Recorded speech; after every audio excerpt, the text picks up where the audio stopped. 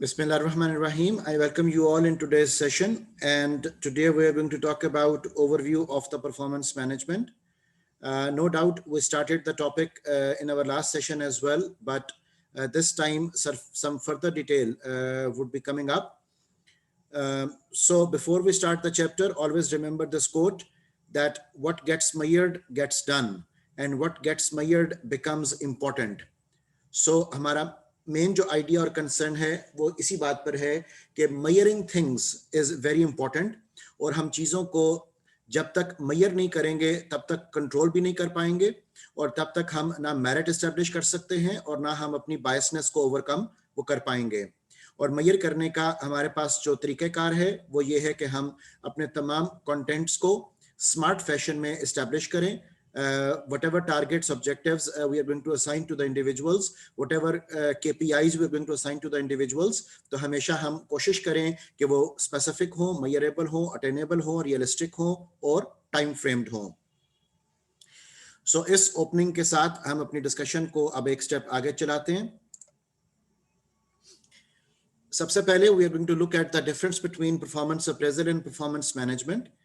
It is said that when you talk about performance appraisal, it is linked with evaluating an employee's current and or past performance relative to his or her performance standards once a year without an ongoing effort to provide feedback and coaching. तो इसमें जो main issue रहा हमारे पास वो ये था कि चूंकि साल के एंड पर आप परफॉर्मेंस को एवेल्युएट कर रहे हो, तो साल भर की जो कारकर्दगी है उसके बारे में कोई कोचिंग, कोई फीडबैक वो लोगों को प्रोवाइड नहीं की जाती थी. लिहाजा एक साल का अरसा अगर किसी ने ठीक परफॉर्म नहीं किया तो उसकी जॉब से रिलेटेड वो वेस्ट हो जाता था. सो इस मसले को ओवरकम करने के लिए we have to come up with an idea of performance management. And when you talk about performance management तो उसके बारे में कहा जा रहा है कि it is a continuous process. Okay, so ये 24/7 365 चलने वाला इकदाम है. It's a continuous process of identifying, measuring and developing the performance of the individuals, teams and aligning performance with the strategic goals of the organization.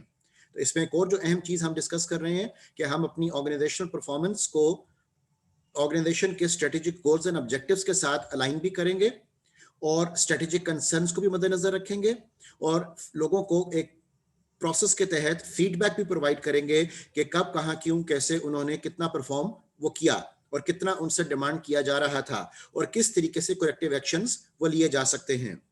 So no doubt performance management system is much more integrated as compare to just once a year setup of performance appraisal. So let's see that what is performance and performance management. It is said that performance is the results, accomplishments, okay, by the employee in meeting specific objectives or the development of competencies necessary for effectively doing a job. Okay, तो अब इसमें एक और चीज भी हमने add कर ली कि हम इसमें कॉम्पिटेंसी फोकस भी रखते हैं, जिसके हवाले से इस बात को डिस्कस किया जाएगा कि किन ऑब्जेक्टिव्स को अचीव करने के लिए किन कॉम्पिटेंसीज की जरूरत वो होगी. लिहाजा इस कॉम्पिटेंसी फ्रेमवर्क के हवाले से भी इंशाल्लाह आज हम अपनी एग्जांपल्स में एक डिस्कशन वो करेंगे. So performance management is a continuous process of supervising employees working together to, number one, set performance expectations linked to organizational objectives. पहली चीज तो ये इंपॉर्टेंट हो गई कि अब ऑर्गेनाइजेशन के जितने भी ऑब्जेक्टिव्स हैं, जरूरी नहीं कि सिर्फ स्ट्रेटेजिक ऑब्जेक्टिव्स ही हो, आपके फाइनेंशियल ऑब्जेक्टिव्स भी हैं, आपके ऑपरेशनल ऑब्जेक्टिव्स भी हैं, तो उनके साथ हमने परफॉर्मेंस को लिंक अप करना है. Number two, establish criteria against which individual and unit performance can be measured, क्योंकि जब तक हम उसे मेजर नहीं कर पाएंगे तब तक हम अपने टारगेट्स को अप्रोप्रिएटली अचीव शायद ना कर पाए. Number three, identify areas for competency improvement, और इस बात का भी अंदाजा साथ साथ हम लगाएं कि कहां पर किसको किस ट्रेनिंग की जरूरत है, किस कॉम्पिटेंसीज को बेहतर करने की जरूरत है. हम परफॉर्मेंस अप्रेजल के तहत ही टीएनए का जो प्रोसेस है, ट्रेनिंग नीड असेसमेंट का जो प्रोसेस है, उसको भी साइड बाय साइड रन वो कर सकते हैं. इसी तरह provide performance feedback and continually enhance performance, ये हमारे मेन टारगेट्स एंड ऑब्जेक्टिव्स हैं जिनके बारे में हम परफॉर्मेंस मैनेजमेंट सिस्टम में अपना फोकस वो रखते हैं. Stephen Covey suggested that we begin with end in mind. Okay, Steven Covey, उसकी एक बड़ी मशहूर ज़माना किताब है 7 habits of highly effective people. So उसमें उसने जो 7 हैबिट्स का जिक्र किया, उनमें से एक one of the perhaps top hierarchy और top priority habit is to begin with end in mind, कि आप अंजाम को जहन में रखकर आगाज वो करें। सो इस कोटेशन को ही अगर हम अपने परफॉर्मेंस मैनेजमेंट सिस्टम के साथ एसोसिएट करें, तो the goal of performance management is to help employees improve their performance and their effectiveness. So वो परफॉर्मेंस जो हमने at the end of the period वो हासिल करनी है, उस परफॉर्मेंस को मद्देनजर रखकर हम डे 1 से ही अपनी प्लानिंग इस तरह से एस्टैब्लिश करें सो दैट हमें परफॉर्मेंस की अचीवमेंट में कोई दुश्वारी का सामना ना करना पड़े। So when we talk about performance appraisal system, so appraisal के केस में a process that enhances performance, personal growth and company productivity, इसके ऊपर फोकस हमारा रहता है। और उसमें जो मेन प्रॉब्लम हमारे सामने आती है वो प्रॉब्लम ये है कि अप्रेजल को हमने सिर्फ एनुअल एवेल्युएशन के साथ एसोसिएट वो कर दिया। अब हम एक कंपैरिजन देखते हैं कि फीडबैक और अप्रेजल में बेसिकली क्या फर्क है। So it is said that appraisal is by design, okay, which means a one-way communication in which employees have little or no say, unlike feedback. ठीक है, तो अप्रेजल सिर्फ एक इवैल्यूएशन का नाम है जो साल के एंड पर आपकी हुई और आपको उसके बारे में बता दिया गया कि आपका अप्रेजल अच्छा था या बुरा था, लेकिन उसमें आपकी राय, उसमें आपकी एक्सप्लेनेशन, उसमें आपकी जस्टिफिकेशंस, उसका कोई एज सच रोल वो नहीं था। So feedback and appraisal are fundamentally different. The basic differences inferred from the article जो एक डिस्कस किया जाता है इज बेसिकली एज फॉलोज। जिस आर्टिकल से ये मैंने पिक किया आपके लिए differences, that article is basically saying that feedback provides information, जबकि appraisal only provides judgement. Feedback provides generally verbal इसकी कम्युनिकेशन होती है, जबकि appraisal would be written and official, okay, जिसमें के जाहिर है कि आपकी तरफ से आने वाली जो एक्सप्लेनेशंस हैं उनका कोई रोल एज सच नहीं होता। Feedback is a continuous process, जबकि appraisal is event based. It can be monthly, it can be yearly, लेकिन most of the time it was yearly. And feedback is basically two-way communication, जबकि appraisal is a one-way communication. तो यहाँ से भी हम एक fundamental difference evaluate कर सकते हैं कि rather than going for appraisals, we should be adopting the habit of feedback.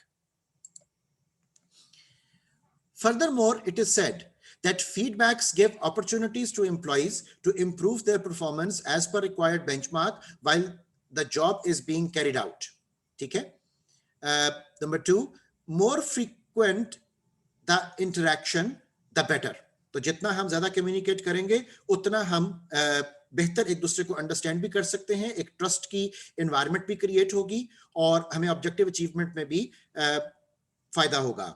So however, this does not mean that it should be redundant or without any significant agenda. So feedback should not be for the sake of feedback. Feedback should be there for improvement, for betterment. Okay. So another aspect is that criticism can be given in small doses rather than in one big chunk at the end of the year. ठीक है, ताकि साथ साथ जो corrections की जरूरत है, साथ साथ जो प्रॉब्लम्स हमें फेस करनी पड़ रही हैं, उनको वहीं पे हम रिमूव करते जाएं, वहीं पर हम ठीक करते जाएं, वहीं पर हम इंप्रूवमेंट करते जाएं, rather than कि eight the end of the year हम ये बताएं कि इतना सारा काम जो है वो खराब हो गया है। So the article जहां से मैंने आपके लिए डिटेल पिक की is basically encourages a new performance management system in which the supervisors act as coaches rather than judges, allotting ratings. Okay, this will result in effective communication and positive outcomes for the company. Okay, तो ये हमें तमाम benefits हैं जब हम feedback policy को use करते हैं। Now the question can arise that why appraise performance? उसके बारे में हम कुछ points वो देख लेते हैं। Number 1 is that appraisals provide information for promotion and salary decision. कि no doubt हम performance management system को adopt तो कर रहे हैं, लेकिन at the end हम एक cumulative context में सारी परफॉर्मेंस को जो साल भर की होगी उसको इवेल्युएट भी कर सकते हैं और उसका फायदा ये होगा कि हम अपना डिसीजन मेकिंग कर सकते हैं नेक्स्ट माली साल के लिए कि हमने किन लोगों को प्रमोट करना है और किन लोगों की हमने सैलरी में कितना इंक्रीमेंट वो करना है। Number 2, provides opportunity to review an employee's work-related behavior with the goal of correcting deficiencies. ठीक है, तो हमारा इसमें जो एक और टारगेट भी होता है अप्रेजल के केस में, वो ये है कि वैल्यूएशन से हम लोगों को उनके साल भर की परफॉर्मेंस के बारे में ओवरऑल भी एक इंफॉर्मेशन प्रोवाइड कर सकें, ताकि उनको अपनी डेफिशिएंसीज का पता चल सके और अगले माली साल के लिए हम इंडिविजुअल डेवलपमेंट प्लान, जिनको आईडीपीज कहते हैं, हम उनको भी डेवलप कर सकें, हम एक्शन जो प्लान्स हैं उनको भी इनकॉर्पोरेट कर सकें। Number 3, that is part of the career planning process. And number 4, appraisals help manage and improve your firm's performance. No doubt, इसमें periodic measure होता है और monthly से लेकर yearly तक हम इसकी evaluation periodically कर सकते हैं। अब अगर हम certain steps की बात करें in appraising performance, तो सबसे पहला step जो हमारे पास होगा, again it is starting from the job analysis, जिसमें कि हमने जॉब को टेक्निकली वो डिफाइन किया। उसके बाद हम इस बात की कोशिश करेंगे कि हमारी जॉब में कोई ड्यूटी और कोई टास्क वो मिस्ड ना हो। तो हमें जॉब एनालिसिस बहुत केयरफुली और टेक्निकली वो करना चाहिए, बिकॉज अगर किसी जॉब की डेफिनेशन हमने मेंशन ही नहीं की है अपने जॉब डिस्क्रिप्शन डॉक्यूमेंट में, तो ऑब्वियसली उसके against people would not be accountable. उसके बाद जब आपने जॉब असाइन कर दी और that job is assigned and agreed, तो उसके बाद फिर हमारे पास स्टेप आता है कि अब हम उसकी परफॉर्मेंस को जज करने की सलाहियत वो रखेंगे और हम उसकी परफॉर्मेंस को कंपेयर करेंगे स्टैंडर्ड परफॉर्मेंस पैरामीटर्स के साथ, और वो स्टैंडर्ड्स भी पहले से कम्युनिकेटेड वो होने चाहिए, ताकि लोगों को इस बात का पता हो कि उनकी परफॉर्मेंस किन बेसिस के ऊपर एवेल्युएट वो होनी है।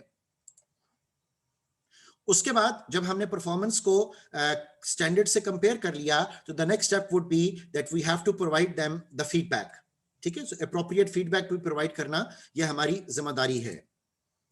और हमने सिर्फ फीडबैक, जैसा आपको मैंने पहले अर्ज किया कि feedback for the sake of feedback नहीं होगा, बल्कि हमें डिस्कस करना है उनकी प्रोग्रेस को और हमें उसके मुताबिक अपने प्लान्स वो बनाने हैं।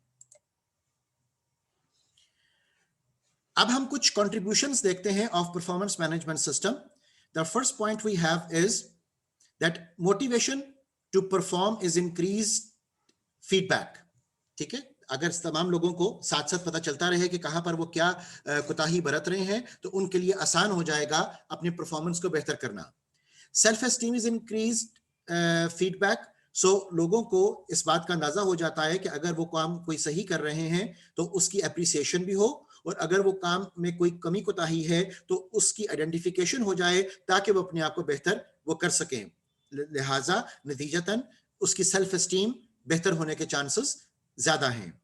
So managers gain insight about subordinates, तमाम लोगों के बारे में हमें जानकारी हासिल होती है। The definitions of job and criteria are clarified, तमाम लोगों को जॉब की रिक्वायरमेंट्स के बारे में भी पता होगा और स्टैंडर्ड्स का भी पता होगा। Self insight and development are enhanced. Administrative actions are more fair and appropriate. Organizational goals are made clear. Employees become more competent. There is better protection from lawsuits, ताकि कोई डिस्क्रिमिनेशन वो ना हो और इक्वल एम्प्लॉयमेंट अपॉर्चुनिटी के तमाम कवानीन जो हैं वो सही मानों में इंप्लीमेंट वो हो सके। There is better and more timely differentiation between good and poor performance, तमाम लोगों को हम एवेल्युएट कर सकें और डिफरेंशिएट कर सकें कि हाई परफॉर्मर्स कौन है और लो परफॉर्मर्स कौन है। Supervisors views of performance are communicated more clearly. Organisational change is facilitated. Motivation, commitment, intentions to stay in the organisation are enhanced. तो ये तमाम बेनिफिट्स हैं जो हमें हासिल हो पाते हैं जब हम परफॉर्मेंस मैनेजमेंट सिस्टम के बारे में अपनी ओरिएंटेशन वो सही तौर डेवलप वो करें। नाउ परफॉर्मेंस मैनेजमेंट में बाज़ औक़ात जो कुछ मुश्किलात इवॉल्व कर सकती हैं उनके बारे में हम एक डिस्कशन कर लेते हैं। फॉर एग्जांपल समटाइम्स अगर क्लियर डायरेक्शन ऑर्गेनाइजेशन के पास ना हो, मीन्स कि जिसमें mission and vision properly elaborated ना हो, values properly communicated and established ना हो, परफॉर्मेंस कल्चर आपने डेवलप ना किया हो, तो उस सूरत में परफॉर्मेंस मैनेजमेंट सिस्टम शायद खुद कुछ ना कर पाए। ठीक है, तो जाहिर है कि इस चीज का आगाज तभी हो पाएगा कि जब हम ऑर्गेनाइजेशन के लिए एक अप्रोप्रिएट डायरेक्शन तय कर पाएं मिशन एंड विजन स्टेटमेंट में, जब हम वहां पर कल्चरल पर्सपेक्टिव वो डेवलप कर पाएं, जहां हम अपने वैल्यू सिस्टम के बारे में बहुत क्लियर हो, तभी परफॉर्मेंस मैनेजमेंट सिस्टम की जो डिटेल्स हैं वो इंप्लीमेंट हो पाएंगी। इसी तरह परफॉर्मेंस मैनेजमेंट सिस्टम के साथ एसोसिएटेड प्रॉब्लम्स उस वक्त आ जाती हैं व्हेन देयर आर वेग and इनएडिक्वेट objectives, when variable and inadequate appraisal review leading to lack of improved performance and motivation, तो उससे performance management system आपका कमजोर पड़ जाएगा। Inadequate provision for training and development, that can be the problem and issue, and poor communications due to bureaucracy. So अगर बहुत ज्यादा rigid controls होंगे जहां पर communication gaps पाए जा रहे हो, तो उस सूरत में भी performance management system would not be able to operate effectively. अब कुछ हम डिसएडवांटेजेस देखते हैं of poorly implemented performance management systems. सबसे पहला डिसएडवांटेज इज इंक्रीज्ड टर्नओवर, लोग आपकी ऑर्गेनाइजेशन को छोड़ जाएंगे। Use of misleading information if standardised system is not in place, that is a big disadvantage. Lowered self esteem if feedback is provided in an inappropriate way, तो again इससे बहुत ज्यादा discouragement भी हो सकती है और people can be demotivated and they would B having lower self-esteem. इसके अलावा poorly implemented performance management system के होने से it can be resulting into wastage of time and resources. Damaged relationship आपके बन जाएंगे because trust element वो खत्म हो जाएगा। Decreased motivation to perform because कोई reward उसके साथ link up नहीं कर रहा, जो high perform कर रहे हैं, जो low perform कर रहे हैं, आप सबको एक जैसा ही treat कर रहे हो। Employee burnout and job dissatisfaction can result. Increased risk of litigation, आपके against cases file हो सकते हैं। Unjustified demands on managers and employees resources, that can be a big problem.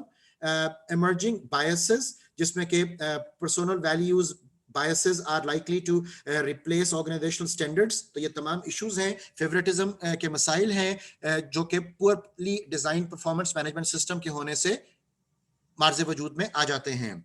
so unclear rating systems के होने से भी, poor communication के होने से भी ऑर्गेनाइजेशनल जो पर्सपेक्टिव में हम एक्चुअली अचीव करना चाह रहे हैं परफॉर्मेंस मैनेजमेंट सिस्टम से, वो अचीव नहीं हो पाएगा।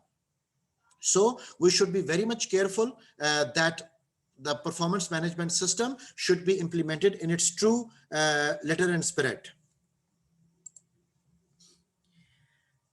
अब हम एक एसोसिएशन स्टडी करते हैं अपनी मौजूदा डिस्कशन की रोशनी में कि स्ट्रेटजी बेस्ड परफॉर्मेंस मैनेजमेंट को किस तरह से इनकॉर्पोरेट वो किया जा सकता है।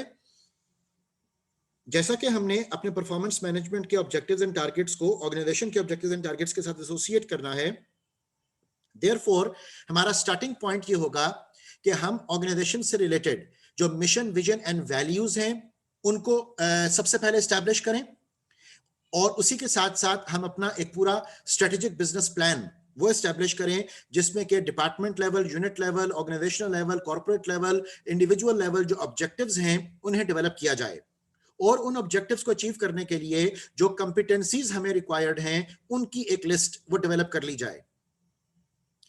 जब हम ऑर्गेनाइजेशनल मिशन विजन वैल्यूज को एलैबोरेट कर लें और जब हम ऑर्गेनाइजेशन के ऑब्जेक्टिव्स, टारगेट्स एंड गोल्स को डिस्कस कर लें, तो इसके बाद ये सारा डेटा हम यूज करेंगे as a baseline information to develop our performance planning, जो यहां पर हमारे पास फेज 1 में दर्ज है। सो परफॉर्मेंस प्लानिंग में हम डिपार्टमेंटल लेवल के ऊपर KRAs और फिर इंडिविजुअल लेवल जॉब्स के से रिलेटेड KPIs, इन तमाम से रिलेटेड ऑब्जेक्टिव्स को अचीव करने के लिए कंपिटेंसीज, और उन कंपिटेंसीज को इंप्लीमेंट करने के लिए नेक्स्ट माली साल के लिए हमारे पास IDPs होंगे। IDP stands for individual development plans. यहां पर जो एक क्वेश्चन आपके जहन में आएगा वो ये है कि हमारे पास परफॉर्मेंस ऑब्जेक्टिव्स क्या हैं, और याद रखें जब हम मैनेजमेंट साइंसेज में वर्ड परफॉर्मेंस यूज करते हैं that would mean productivity, profitability, satisfaction. So किसी भी कंसर्न में आपने जो ऑब्जेक्टिव सेट किए हुए हैं उन ऑब्जेक्टिव्स की क्लैरिटी का होना वो जरूरी है, that what you have to achieve, और फिर उसके साथ associated strategic options and how you have to achieve में हम कंपिटेंसीज की डिटेल वो भी एलैबोरेट करेंगे कि इन ऑब्जेक्टिव्स को अचीव करने के लिए किस लेवल की कंपिटेंसी वो हमें रिक्वायर्ड है। बिकॉज ऑब्वियसली जब आप KSAOs एस्टैब्लिश कर रहे होगे तो उसमें कंपिटेंसी फ्रेमवर्क्स भी आपको इनकॉर्पोरेट करने होते हैं। सो जब आपने ऑर्गेनाइजेशन के मिशन, विजन एंड वैल्यूज के मुताबिक स्ट्रेटेजिक बिजनेस प्लान में सेट करदा ऑब्जेक्टिव्स के मुताबिक अपनी परफॉर्मेंस प्लानिंग कर ली फेज 1 में, तो उसके बाद फेज 2 में हम उस परफॉर्मेंस प्लानिंग को मॉनिटर एंड कोच करेंगे कि अगर साल भर के दौरान आप उन ऑब्जेक्टिव्स की अचीवमेंट के वक्त अगर कोई एम्प्लॉय ठीक तौर पर अपना काम परफॉर्म नहीं कर रहा तो हम उसकी मॉनिटरिंग करेंगे, हम उसकी कोचिंग एंड डेवलपमेंट करेंगे, ताकि ऑब्जेक्टिव ये है कि ऑर्गेनाइजेशन के जो गोल्स हैं वो अप्रोप्रिएटली अचीव वो हो पाए। So once the performance planning parameters are set, तो उसके बाद नो डाउट हमारे पास मॉनिटरिंग एंड कोचिंग की जरूरत वो होगी, और मॉनिटरिंग एंड कोचिंग में भी हम ऑब्जेक्टिव्स को, कंपिटेंसीज को और इंडिविजुअल डेवलपमेंट प्लान्स को वो मद्देनजर रखेंगे। अब मॉनिटरिंग एंड कोचिंग के बाद हमारे पास जो स्टेज डेवलप होती है that would be the evaluation, कि हम इस चीज का भी ख्याल रखते रहें कि कितने ऑब्जेक्टिव्स अचीव हो चुके हैं, कितने परसेंट अभी फर्दर हमें काम करना बाकी है, और कहां पर क्या क्या डेफिशिएंसीज वो आ रही हैं, कहां पर आपके एफिशिएंसी और इफेक्टिवनेस के लेवल्स वो हाई हैं। तो इन तमाम चीजों को स्टैंडर्ड्स के साथ कंपेयर करके करेक्टिव एक्शंस लेने के लिए हमें इवैल्यूएशंस जो है वो भी करनी होंगी। तो फेज 1 में हमने परफॉर्मेंस प्लानिंग एस्टैब्लिश की, उसमें objectives, कंपिटेंसीज and individual development plans बनाए। फिर फेज 2 में उन्हीं objectives, कंपिटेंसीज and individual development plans के मुताबिक हमने मॉनिटरिंग एंड कोचिंग करनी है, और फिर फेज 3 में हमें उसकी इवैल्यूएशन भी करनी है। सो ये आपका एक नेवर एंडिंग प्रोसेस है, day in day out, months in months out, years in years out, आप ये प्रोसेस वो कंटिन्यू रखोगे, और जहन में आपका जो इस तमाम पर्सपेक्टिव के हवाले से ऑब्जेक्टिव होगा वो ये है कि आपने organisational level objectives, targets, goals को वो अचीव करना है। अब इस सारे प्रोसेस के दौरान जो मैनेजर की रिस्पॉन्सिबिलिटीज हैं, they are create conditions that motivate, update objectives as required, provide feedback as necessary, provide and develop opportunities for further growth and development, and reinforce effective behavior। तो ये तमाम रिस्पॉन्सिबिलिटीज हैं जो मैनेजर को एहसन तरीके से अदा वो करनी है। और at the same time employ की रिस्पॉन्सिबिलिटी ये है कि वो अचीव ऑब्जेक्टिव्स करे, वो फीडबैक एंड कोचिंग को वेलकम करे, वो कम्युनिकेट ओपनली करे जहां पर जो भी प्रॉब्लम है उसको, ताकि हम उसको वक्त पर हल कर सकें, कलेक्ट एंड शेयर डाटा कर सके अपनी वर्क से रिलेटेड, परफॉर्मेंस से रिलेटेड, और उसका रिस्पॉन्सिबिलिटी में रिव्यूज को डेवलप करना भी वो शामिल है। ओके, ताकि जब कभी भी मैनेजमेंट रिक्वायर करे कि आप अपनी वर्क एफिशिएंसीज हमें शो करें, तो उस वक्त आपके पास डॉक्यूमेंटेड रिकॉर्ड्स जो हैं तमाम चीजों के बारे में वो मौजूद हों। अब यहां से भी आप अंदाजा लगा लीजिए कि अगर मैनेजर रिस्पॉन्सिबिलिटीज में और एम्प्लॉय रिस्पॉन्सिबिलिटीज में आप जितने परसेंट भी कमी करते जाओगे, उतना ही आप कंप्रोमाइज करते जाओगे अपने इफेक्टिव एंड एफिशिएंट आउटकम्स के ऊपर।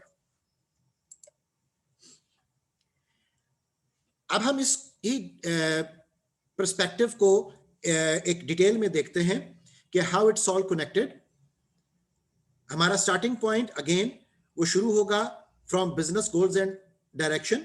आपने मिशन, विजन, वैल्यूज, ऑब्जेक्टिव्स वो सेट किए, उसके साथ हमने एसोसिएट किए अपने एनुअल परफॉर्मेंस पर्सपेक्टिव्स, जिसमें के क्या टास्क्स एंड टारगेट्स हमें परफॉर्म करने हैं, परफॉर्मेंस स्टैंडर्ड्स क्या होंगे, कंपिटेंसीज क्या रिक्वायर्ड हैं, कैरियर डेवलपमेंट कैसे मुमकिन हो पाएगी। इन तमाम चीजों को हम एसोसिएट करेंगे performance appraisal and goal setting के साथ, और उसके बारे में हम डिफरेंट पीरियोडिक टाइम फ्रेम्स में रिव्यूज वो करेंगे। एट द सेम टाइम हम इंडिविजुअल डेवलपमेंट प्लान एस्टैब्लिश करेंगे, हम लर्निंग एंड कंपिटेंसी एक्विजिशन की बात करेंगे कि अगर किसी मुकाम पर हमें यह लगे कि एम्प्लॉइज को फर्दर ट्रेनिंग एंड डेवलपमेंट की जरूरत है, तो उस ट्रेनिंग एंड डेवलपमेंट को इनकॉर्पोरेट किया जा सके। और जब हम एम्प्लॉय कॉम्पिटेंसी डेवलपमेंट की बात करते हैं तो कॉम्पिटेंसी असेसमेंट में हम 360 डिग्री फीडबैक प्रोवाइड कर सकते हैं, हम पर्सनल कॉम्पिटेंस प्रोफाइलिंग डेवलप कर सकते हैं, हम फंक्शनल कॉम्पिटेंसीज के हवाले से बात कर सकते हैं और लीडरशिप फ्रेमवर्क एस्टैब्लिश कर सकते हैं जिनसे इस बात को इंश्योर किया जा सके कि लोग अपनी कॉम्पिटेंसीज के मुताबिक अपने आप को डेवलप भी कर रहे हैं और ऑब्जेक्टिव्स एंड टारगेट्स को अचीव वो भी कर रहे हैं। इसी तरह इन तमाम पर्सपेक्टिव्स को करने के बाद हम नेक्स्ट माली साल के लिए, नेक्स्ट फाइनेंशियल ईयर के लिए अपनी प्लानिंग भी इनकॉर्पोरेट कर सकते हैं कि कब, कहां, क्यों, कैसे हमें अपने आप को फर्दर इंप्रूव वो करना है। Eight the same time we can also go for our performance rankings, और performance rankings की बेसिस पर लोगों को सैलरी इंक्रीमेंट क्या देना है, बोनसेस क्या एलोकेट करने हैं, स्टॉक ऑप्शंस क्या प्रोवाइड करनी है, इन तमाम चीजों के बारे में भी डिस्कशन वो की जा सकती है। तो जितने भी आपके रिवॉर्ड एंड कंपनसेशन के पर्सपेक्टिव्स हैं वो भी हम यहां पर डिस्कस कर रहे हैं कि किस तरह परफॉर्मेंस एवेल्युएशन के साथ एसोसिएट वो किए जाएंगे। It is also discussed that 360 degree feedback to be used no more than every 2 years.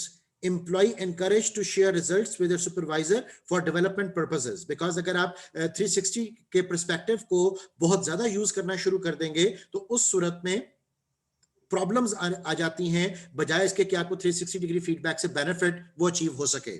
Reason being कि उस सूरत में ऑर्गेनाइजेशनल पॉलिटिक्स वो शुरू हो जाती हैं, लोगों का ट्रस्ट ऑन द इंफॉर्मेशन वो कम हो जाता है और आपको बहुत ज्यादा डॉक्यूमेंटेशन वो करनी पड़ेगी। The reason being because you are creating an environment of 360 degree feedback too often.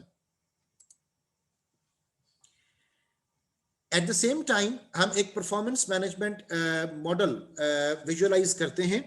इस परफॉर्मेंस मैनेजमेंट मॉडल में हम लिंकअप करेंगे परफॉर्मेंस प्लानिंग को परफॉर्मेंस मॉनिटरिंग के साथ, परफॉर्मेंस मॉनिटरिंग को परफॉर्मेंस अप्रेजल के साथ, परफॉर्मेंस अप्रेजल को डेवलपमेंट एंड फॉलोअप के साथ, एंड डेवलपमेंट एंड फॉलोअप से फर्दर जो आपने परफॉर्मेंस प्लानिंग करनी है इन चीजों को।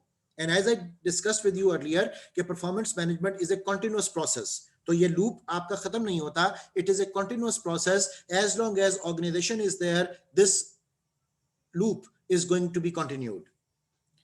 So just for your orientation and revision purposes, performance planning में हम क्या कर रहे हैं, हम की responsibilities, objectives, expected outcomes, priorities, behavioral factors, इनके बारे में अपनी प्लानिंग बनाते हैं। फिर हम उन तमाम प्लानिंग्स के मुताबिक timely and relevant feedback provide करेंगे। हम मेंटेन लॉग करेंगे कि कब, कहां, क्यों, हमें क्या इशू का सामना करना पड़ा। मिड ईयर रिव्यू आप कर सकते हो, आप refine responsibility and further objective development कर सकते हो, आप रिविजिट प्रायोरिटीज कर सकते हो, because actually the time would decide कि आपकी प्रायोरिटीज ठीक थी या ठीक नहीं थी। So once the monitoring is done, तो फिर आप परफॉर्मेंस अप्रेजल करोगे जिसमें compile and review data, request self appraisal, then prepare draft appraisal, review with next level supervisor, finalise appraisal and meet with employees. और इन तमाम चीजों के बारे में हम डिटेल आगे फर्दर चैप्टर्स में भी डिस्कस वो करेंगे। तो जब आपने performance appraisal phenomena go through कर लिया, तो इसके बाद you have to talk about and think about developmental perspectives, जिसमें कि identify interest and needs to enhance performance, establish training plans, review job description and identify new challenges. उन तमाम information की रोशनी में जो आपने गुज़िश्ता स्टेप्स के अंदर अचीव वो की। तो जब आपने development and follow up plans develop कर लिए, तो वहां से आपके पास एक बेसलाइन इंफॉर्मेशन आ जाती है नेक्स्ट ईयर की परफॉर्मेंस प्लानिंग वो करने के लिए। अब performance management system aims to meet these basic objectives. आप सबसे पहला ऑब्जेक्टिव है उसमें drive vision and performance across the company. अब उस मकसद के लिए suppose you say that you have to meet key stakeholder expectations from the performance management system. अब की स्टेकहोल्डर्स की एक्सपेक्टेशंस को मीट करने के लिए हम टॉप मैनेजमेंट पर्सपेक्टिव को देखते हैं, हम अप्रेजर पर्सपेक्टिव को देखते हैं और हम अप्रेजी पर्सपेक्टिव को देखते हैं, क्योंकि ये आपके तीन मेन स्टेकहोल्डर्स हैं जो परफॉर्मेंस मैनेजमेंट सिस्टम के साथ डायरेक्टली एसोसिएटेड हैं। जब हम टॉप मैनेजमेंट पर्सपेक्टिव की बात करें तो उस सूरत में you have to build performance focus, you have to create alignment of individual with corporate goals, You have to think in terms of consistency in the performance planning process, and obviously ownership of performance by line authorities and line functions, ये तमाम चीजें हैं जो top management perspective से हमारे सामने आती हैं। जब हम अप्रेजर पर्सपेक्टिव के सूरत में देखें, who is going to be the supervisor as well, तो हमारे पास जो मेन इश्यूज आएंगे, they would be facilitate process of planning and monitoring and review, make an objective assessment of performance, enable him or her to provide objective feedback, and enable focus on capability development of appraisee. Okay, तो obviously supervisor की responsibilities में ये तमाम बातें शामिल होंगी कि वो अप्रेजी की डेवलपमेंट के बारे में भी अपनी पूरी प्लानिंग वो रखे।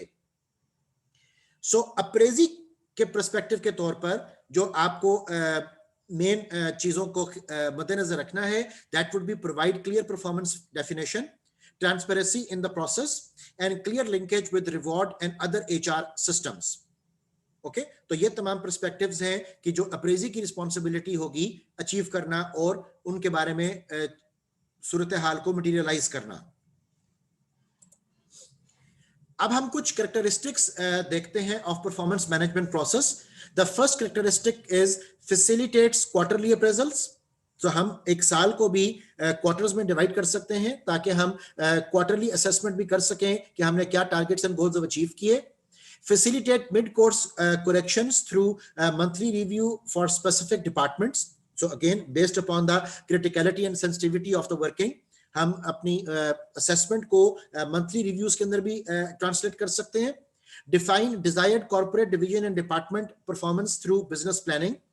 Align individual performance to corporate division and department performance, facilitates mid-course corrections through performance reviews, links performance on KRA to a variable pay schedule to sharpen focus on performance around business goals. So obviously आपके जो key result areas हैं वो आपकी performance के साथ associated हैं और आपकी performance is associated with the compensation and benefits you are going to get from it. So facilitate a balanced view of performance through linking KRAs and routine responsibilities to annual increments, and obviously focuses not only on performance but also on development. तो ये तमाम हमारे motives हैं, हमारे perspectives हैं, हमारी characteristics हैं of appropriately developed performance management system and process. अब यहां पर हम एक एफर्ट करते हैं कि हम की रिजल्ट एंड की रिस्पॉन्सिबिलिटी एरियाज को परफॉर्मेंस के साथ एसोसिएट करके वो डिस्कस करें। सो उस मकसद के लिए it is said that when you talk about key responsibility और key result areas, so KRAs are critical achievements required to deliver global desired business results. ठीक है, जो इवेंचुअली इन टोटल जो आप अपनी आउटकम्स हासिल करना चाहते हो उसके साथ आप एसोसिएट करते हो अपने केआरएज को। So the target for these are derived from corporate goals and objectives. These have been derived through the balanced scorecard exercise. तो एक अगर आप बैलेंस स्कोर कार्ड अपना डेवलप कर पाओ जिसमें कि customer perspective, financial perspective, internal growth perspective, learning perspective, इनके ऊपर हम डिस्कशंस करते हैं, तो आपका जो score card and dashboard technique है उससे भी आप अपने केआरएस तक वो पहुंच पा सकते हो कि आपको एक्चुअली क्या चीज अचीव वो करनी है।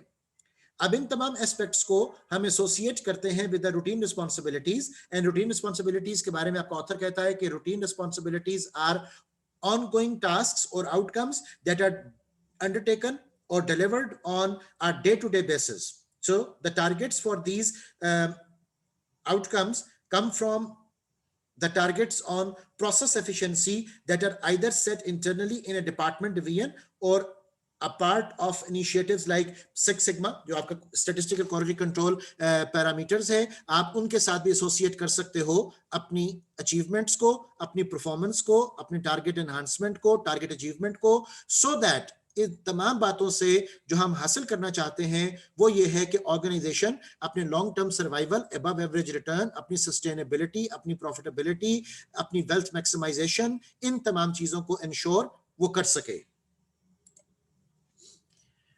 अब जब हमें